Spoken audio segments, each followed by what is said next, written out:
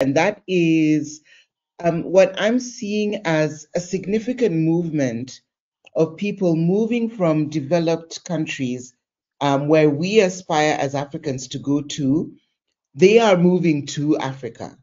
So we're seeing people moving from America, moving from the UK, moving from different places in the world to Africa to settle down and live. And so I think it's worth talking about why are people moving to Africa? Why is it that they could be in a situation where, when we look at it, we see so much benefit, so much opportunity? We've all heard about, like, for example, the American dream, and that when you go there, your life can just switch and you work hard and you'll be able to be anything that you want to be. So, with those set of circumstances, why are people from more developed countries moving their lives, their families, everything to live in Africa? And that's where we'll get started today.